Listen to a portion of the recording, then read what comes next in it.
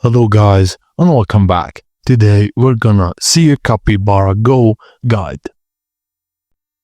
The main objective of the game is to guide your adorable capybara through exciting levels, overcome obstacles, and collect items to unlock new features or upgrades.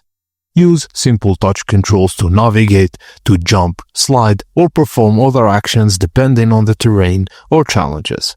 The game includes multiple vibrant and colorful levels. Each level increases in difficulty, introducing new challenges and obstacles to overcome. Avoid hazards like rolling boulders, rivers, or tricky terrain, and try to pick up boosts to help your capybara, like speed-ups or shields.